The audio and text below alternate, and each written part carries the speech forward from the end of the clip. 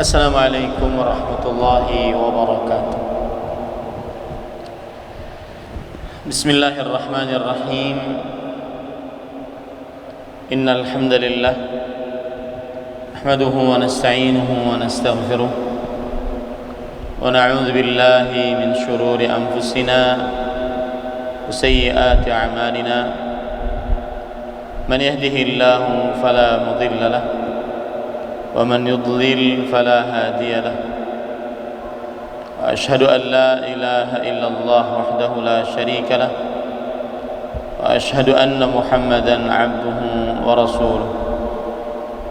يا أيها الذين آمنوا اتقوا الله حق تقاته ولا تموتن إلا وأنتم مسلمون. يا أيها الناس اتقوا ربكم الذي خلقكم من نفس واحدة وخلق منها زوجها وبث منهما رجالا كثيرا ونساء واتقوا الله الذي تساءلون به والأرحام إن الله كان عليكم رقيبا. يا أيها الذين آمنوا اتقوا الله وقولوا قولا سديدا يصلح لكم أعمالكم ويغفر لكم ذنوبكم ومن يطع الله ورسوله فقد فاز فوزا عظيما. أما بعد فإن أصدق الحديث كتاب الله وأحسن الهدي هدي محمد صلى الله عليه وعلى آله وسلم وشر الأمور محدثاتها وكل محدثة بدعة وكل بدعة ضلالة وكل ضلالة في النار. Alhamdulillah, kita bersyukur pada Allah Subhanahu wa taala pada hari ini, hari Rabu 14 Jumadil Akhir 1442 Hijriah, kita dimudahkan oleh Allah Subhanahu wa taala untuk duduk bersama kembali mempelajari kitab Riyadhus Shalihin min kalami Sayyidil Mursalin yang ditulis oleh Fadilatul Al-Imam An-Nawawi rahimahullahu ta'ala. Salawat dan salam semoga selalu Allah berikan kepada Nabi kita Muhammad sallallahu alaihi wa ala alihi wasallam, pada keluarga beliau, para sahabat, serta orang-orang yang mengikuti beliau sampai hari kiamat kelak. Dengan nama-nama Allah yang husna dan sifat-sifatnya yang mulia, kita berdoa, Allahumma inna nas'aluka ilman nafi'an wa rizqan tayyiban wa amalan mutaqabbala. Wahai Allah, sesungguhnya kami mohon kepada Engkau ilmu yang bermanfaat, rezeki yang baik, dan amal yang diterima. Allahumma amin. Masih kita membicarakan bab al-muraqabah, bab merasa selalu diawasi oleh Allah Subhanahu wa taala. Pada kesempatan kali ini kita membaca hadis yang ke-62. Hadis yang kedua yang dibawakan oleh penulis di dalam bab ini. Penulis rahimahullah taala berkata, An Abi Dzarr Jundub bin Junadata wa Abi Abdurrahman Mu'adz bin Jabal radhiyallahu anhuma an Rasulillah sallallahu alaihi wa ala alihi wasallam qala ittaqillaha haitsuma kunta wa atbi'is sayyi'ata alhasanah tamhuha wa khaliqin nas bi khuluqin hasan.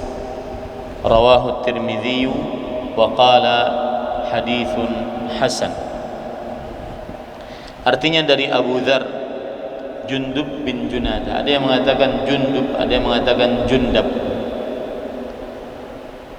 Dan Abu Abdurrahman Mu'adz bin Jabal radhiyallahu anhuma.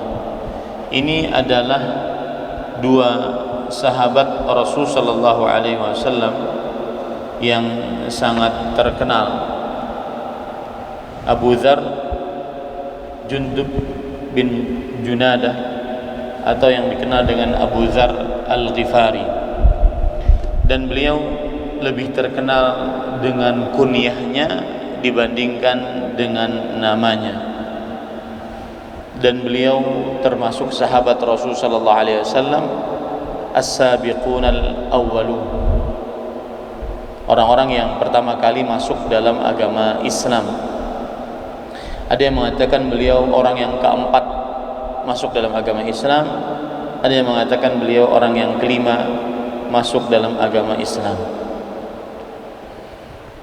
Dan beliau termasuk sahabat Rasul sallallahu alaihi wasallam yang mendakwahkan dengan terang-terangan Islam di kota Mekah sebelum hijrahnya Nabi Muhammad sallallahu alaihi wa ala alihi wasallam.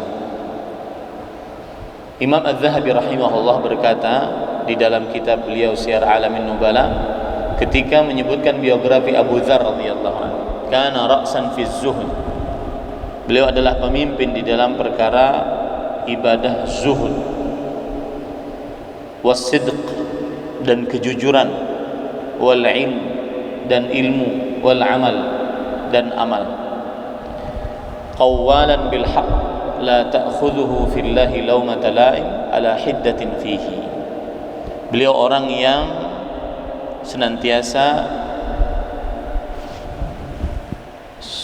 teguh mengucapkan kebenaran. Beliau tidak takut celaan orang yang mencela,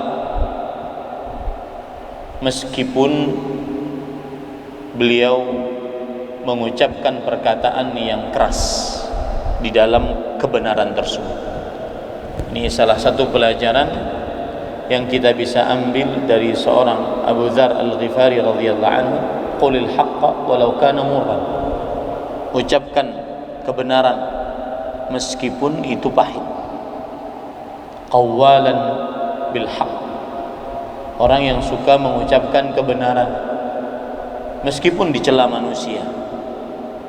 Jangan sampai celaan manusia membuat kita akhirnya takut untuk mengatakan kebenaran. Adapun Mu'adz bin Jabal radhiyallahu anhu, beliau adalah dai pertama yang diutus oleh Rasul sallallahu alaihi wasallam, yaitu pendakwah Islam pertama yang diutus oleh Rasul sallallahu alaihi wasallam ke negeri Yaman. Kenapa beliau sebagai pendakwah pertama? Karena beliau adalah ahli fikih.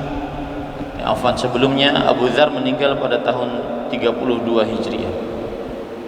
Beliau ahli fikih dan juga ahli Al-Quran. Di zaman dahulu ahli Al-Quran bukan hanya sekedar bisa membaca Al-Quran, bisa lagu-lagu Al-Quran atau hafal Al-Quran, tidak. Tetapi beliau adalah ahli Al-Quran, berarti juga ahli bacaan dan tafsir Al-Quran. Dan beliau dari kaum Ansar, dan beliau masuk Islam saat berumur 18 tahun, dan beliau ikut baiat Al-Aqabah yang kedua. Baiat Aqabah yang kedua berarti adalah termasuk orang-orang yang pembawa agama Islam pertama-tama ke kota Madinah. Setelah dilakukan baiat Aqabah yang pertama, kemudian pulang ke kota Madinah, lalu setelah itu pada tahun berikutnya membawa lagi beberapa orang yang banyak, puluhan orang, bertemu Rasul sallallahu alaihi wasallam di musim haji. Terjadilah baiat Aqabah yang kedua. Di antaranya yang membaiat ini adalah Mu'adz bin Jabal radhiyallahu anhu. Dan ahibati hafizakumullah taala, Mu'adz bin Jabal radhiyallahu anhu disebut oleh para ulama rahimahumullah a'lamu ummati bil halal wal haram, manusia yang paling paham tentang halal dan haram dari umat Nabi Muhammad sallallahu alaihi wasallam adalah Mu'adz bin Jabal radhiyallahu anhu. Mu'adz bin Jabal juga mempunyai keistimewaan, sangat dicintai oleh oleh Rasulullah sallallahu alaihi wasallam karena Allah. Ini menunjukkan bahwasanya kedudukan Mu'adz bin Jabal radhiyallahu anhu di sisi Rasulullah sallallahu alaihi wasallam. Yang menjadi pelajaran dari seorang Mu'adz bin Jabal radhiyallahu anhu adalah Abdullah bin Mas'ud radhiyallahu anhu berkata, "Inna Mu'adz bin Jabal kana ummatan qanatan lillah hanifan wa lam yakun minal musyrikin." Mu'adz bin Jabal radhiyallahu anhu hampir persis seperti Nabi Ibrahim, ummah, yaitu pantas dijadikan suri tauladan, qanitan, ahli ibadah kepada Allah, hanifan, lurus ikhlas hanya kepada Allah Subhanahu wa taala, wa lam yaku minal musyrikin, dan tidak termasuk orang-orang yang musyrik. Ini sifat yang dimiliki oleh Nabi Ibrahim alaihissalam, dan sifat ini juga dimiliki oleh Mu'adz bin Jabal radhiyallahu anhu.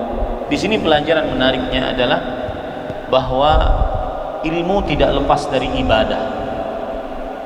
Orang akan dibukakan ilmu-ilmu agama ketika dia ahli ibadah, ahli sholat malam, ahli baca Quran, ahli zikir, ahli ibadah-ibadah rahasia yang dia hanya beribadah kepada Allah dan tidak ada yang mengenalnya. Ilmu sangat dekat dengan ibadah. Dibukakan ilmu oleh Allah Subhanahu wa taala dengan ibadah. Nah, kita ambil pelajaran di sini dari Abu Dzar Jundab bin Junadah dan Abu Abdurrahman Mu'adz bin Jabal radhiyallahu anhuma dari Rasul sallallahu alaihi wasallam, beliau bersabda, "Bertakwalah kepada Allah." Bertakwalah kepada Allah. Kalau kata takwa disebutkan secara sendirian, maka para ulama tafsir mengatakan maksudnya adalah lebih condong kepada makna takutlah kepada Allah. Jika zikrut taqwa mujarradan, jika penyebutan takwa itu secara sendirian, maka maksudnya adalah takutlah kepada Allah. Dan takut kepada Allah adalah salah satu modal seseorang untuk muraqabah, merasa selalu diawasi oleh Allah. Karena takut kepada Allah timbul dari meyakini Allah Maha melihat, Maha mendengar, Maha mengetahui. Takut kepada Allah timbul dari ma'rifat kepada Allah Subhanahu wa taala. Makanya Allah Subhanahu wa taala berfirman, "Innama yakhsyallaha min ibadihil ulama." Sesungguhnya orang-orang yang takut kepada Allah dari hamba-hambanya hanyalah para ulama. Semakin dia mengenal Allah, semakin dia takut kepada Allah Subhanahu wa taala. Maka ketika di sini disebutkan ittaqillah, bertakwalah kepada Allah. Ittaqillah, bertakwalah, maksudnya takutlah kepada Allah. Kalau takwa disebutkan secara tersendiri tanpa ada embel-embel sebelum dan sesudahnya, maka itu maksudnya lebih condong kepada takutlah kepada Allah, agungkan Allah. Haitsuma kunta, dimanapun kamu berada, baik itu secara lahiriah, secara di tengah khalayak ramai ataupun saat sendirian. Bahkan muraqabah saat sendirian lebih utama dibandingkan muraqabah saat di hadapan khalayak ramai. Kenapa? Karena muraqabah saat sendirian dia akhirnya benar-benar meyakini, meresapi bahwa Allah Maha Pencipta, Maha melihat, Maha mendengar, Maha mengetahui.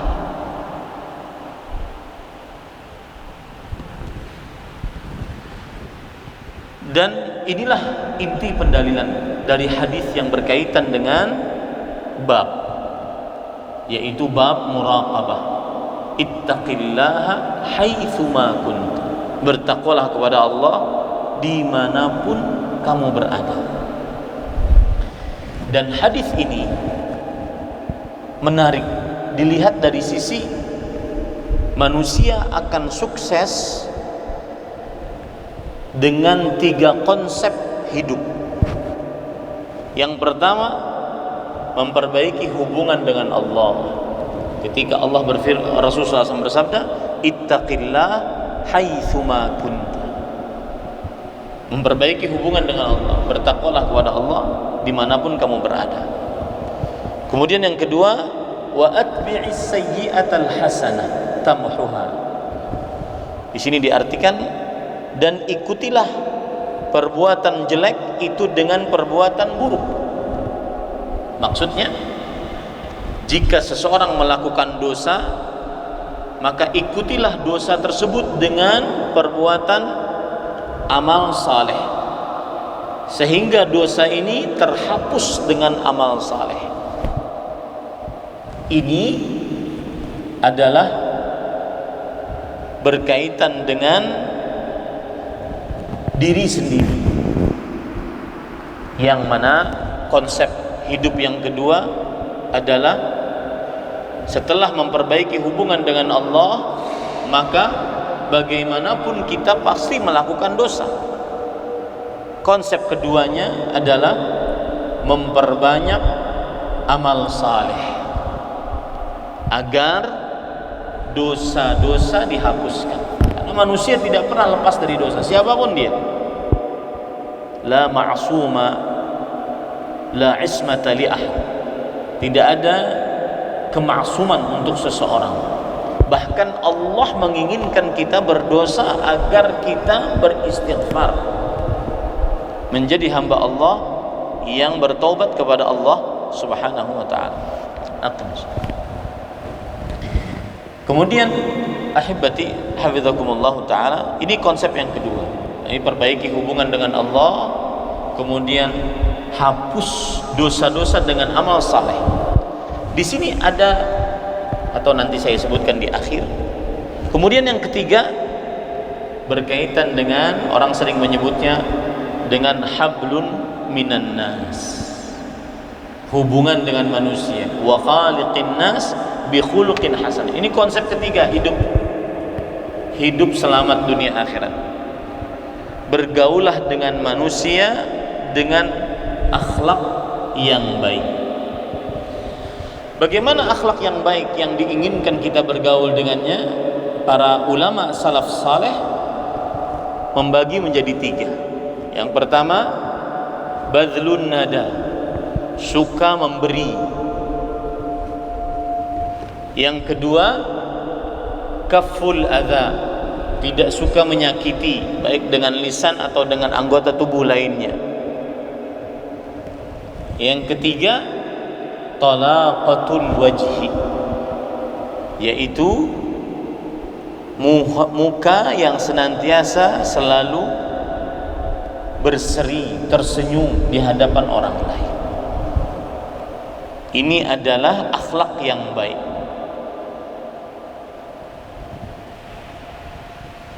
Itu makna hadis, kemudian inti pendalilan dari hadis.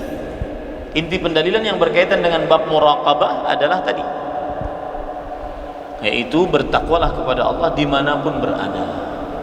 Takutlah, selalu merasalah diawasi oleh Allah, didengar oleh Allah, dilihat oleh Allah, diketahui oleh Allah Subhanahu wa ta'ala. Baik. Sekarang kita ambil pelajaran-pelajaran dari hadis ini. Pelajaran yang pertama yaitu apa itu as-sayyi'ah, perbuatan jelek yang diterjemahkan dalam buku terjemahan kita, atau perbuatan buruk. Maka as-sayyi'ah adalah diddut ta'ah. As-sayyi'ah yang ada di dalam hadis ini kebalikan dari ketaatan, atau bahasa lainnya maksiat. Pengertian maksiat khilafut ta'ah, kebalikan dari ketaatan. Kalau ketaatan fi'lu ma'mur wa tarku mahdhur, ketaatan adalah mengerjakan yang diperintah, menjauhi yang dilarang. Maka sayyi'ah kebalikan dari itu, meninggalkan yang diperintah dan menjauhi menjauhi yang diperintah dan mengerjakan yang dilarang. Itu namanya sayyi'ah. Apabila ada orang mengerjakan sayyi'ah, maka dia ikuti dengan hasanah. Apa itu hasanah? Hasanah sinonimnya ta'ah, ketaatan. Apa itu ketaatan? Yang sudah saya sebutkan tadi, fi'lu ma'mur wa tarku mahdhur, mengerjakan yang diperintah dan menjauhi yang dilarang. Itu namanya ketaatan. Itu faedah pengertian sayyi'ah dengan pengertian hasanah. Kemudian pelajaran selanjutnya yang masih berkaitan dengan lafal ini, ikutilah sayyi'ah dengan hasanah. Hasanah akan menghapusnya. Pertanyaan timbul, sayyi'ah apakah yang dihapus oleh hasanah? Sayyi'ah yang dihapus oleh hasanah adalah saghairus sayyi'at, artinya dosa-dosa kecil yang dihapus oleh hasanah. Saya beri contoh, orang berdosa kecil lalu dia mengerjakan sholat 2 rakaat, terhapuslah dosa kecilnya tersebut, sebagaimana hadis Abu Bakar As-Siddiq radhiyallahu anhu, idza aznaba 'abdun khati'atan thumma qama yatatahhar wa yaqumu rak'atain thumma yastaghfirillah illa ghafarallahu lah. Ketika seorang hamba melakukan dosa lalu dia berwudu, fa ahsana tuhur, dan memperbagus wudunya, lalu dia sholat 2 rakaat, kemudian dia beristighfar setelah sholat, diampuni dosanya. Ini sayyi'ah yang diampuni adalah dosa-dosa kecil. Kenapa? Karena dosa-dosa besar harus dengan taubat. Harus dengan taubat. Rasul sallallahu alaihi wasallam bersabda, as-salawatul khams wal jumu'atu ila al-jum'ah wa ramadhan ila ramadhan kaffaratu ma bainahuma idza ijtunibatil kaba'ir. Antara salat dengan salat selama 5 kali salat sehari semalam, antara subuh dengan zuhur, itu menghapuskan dosa-dosa. Zuhur dengan asar menghapuskan dosa-dosa. Antara Jumat dengan Jumat, puasa Ramadan dengan puasa Ramadan, menghapuskan dosa di antaranya selama dia menjauhi dosa-dosa besar. Kenapa? Karena dosa-dosa besar la yaghfiruhu Allahu azza wa jalla illa bitaubah, tidak diampuni oleh Allah kecuali dengan taubat. Jadi yang diampuni dosa kecil Adapun dosa besar, zina, minum khamar, berjudi, membunuh, mencuri, berdusta, ini semua harus dengan taubat. Kesyirikan, perbuatan bid'ah, dan seterusnya. Kemudian ahibati hafizakumullah ta'ala, termasuk pelajaran yang menarik dari hadis ini juga adalah, yaitu seorang manusia tidak cukup hanya menjadi ahli taat, tetapi juga harus baik hubungannya dengan manusia yang lain.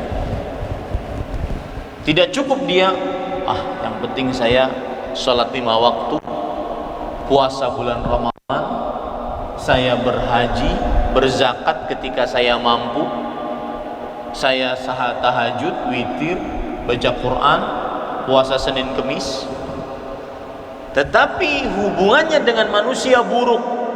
Nah, ini tidak cukup. Kenapa? Karena hukukul adamiyyin mabniyatun 'alal musyahah. Hak antara sesama manusia dibangun di atas saling menuntut di hari kiamat.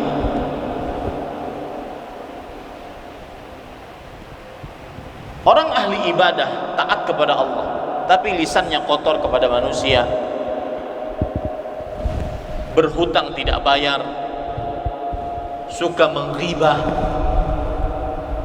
ini tidak cukup. Bahkan mungkin dia menjadi manusia yang bangkrut nanti pada hari kiamat.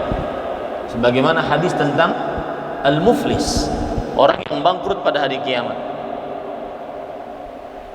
Datang pada hari kiamat dengan pahala sholat, puasa, zakat, tetapi dia qad daraba hadha wa akhadha mala hadha wa syatama hadha, tetapi dia sudah memukul orang, lisannya kotor, kemudian mengambil harta orang, tidak dikembalikan, maka nanti orang ini akan diambil pahalanya, diberikan kepada orang-orang yang zalim. Ustaz, bukankah dia punya hasanah? Iya, dia punya hasanah untuk membayar kezaliman yang dia lakukan kepada manusia. Maka Rasulullah SAW sering mengingatkan kita, di samping kita beribadah kepada Allah, hubungan dengan manusia juga baik. Di antaranya, beliau pernah ditanya, ayyul amali ahabbu ilallah, amalan apa yang paling dicintai oleh Allah? Beliau menjawab, sururun yudkhiluhu ala qalbi muslim, kegembiraan yang engkau masukkan ke dalam hati seorang muslim. Contohnya bagaimana? Tatrud anhu ju'an, menghilangkan lapar dari seseorang. Wa taqdi anhu dainan, membayar hutang seseorang. Kemudian beliau bersabda, wala an amshi ma'a akhin fi haja ahabbu ilayya min an a'takifa fi masjid hadha syahra. Sungguh aku berjalan menemani saudaraku dalam sebuah kepentingan sampai selesai urusannya, lebih aku sukai dibandingkan aku beriktikaf di masjidku ini selama sebulan. Lihat hubungan dengan manusia. Maka Islam mengumpulkan 2 poin, taat kepada Allah, dan juga jangan lupa jangan berbuat zalim kepada makhluk-makhluk Allah. Bahkan terkadang perbuatan zalim terhadap makhluk-makhluk Allah lebih berat urusannya dibandingkan dengan Allah. Allah Maha Pengampun. Allah, inna rahmati sabaqat ghadabi, rahmatku lebih mendahului daripada kemurkaanku. Wa rahmati wasi'at kulla syai, kasih sayangku meliputi segala sesuatu. Allah Maha Pengampun. Makanya kan ada kisah, ada orang-orang yang nanti dikeluarkan dari api neraka dalam keadaan gosong, arang. Orang-orang ini lam ya'mal khairan qat, tidak pernah beramal sama sekali. Subhanallah, dikeluarkan oleh Allah karena Allah Maha Pengampun. Tapi manusia susah untuk memaafkan, terutama di hari kiamat. Kenapa? Karena semua manusia ingin selamat. Dia ingin banyak dapat pahala, dia ingin banyak dapat dia ingin masuk ke dalam surga, dan itu semua harus dengan bekal pahala. Maka tidak ada kata maaf di akhirat dari manusia kepada manusia. Yang ada adalah penegakan keadilan. Yang pernah berbuat zalim, dia akan mempertanggungjawabkannya. Makanya kan orang yang terbunuh akan membawa kepalanya nanti pada hari kiamat, kemudian mengatakan, didatangkanlah orang yang membunuhnya di hadapan Allah.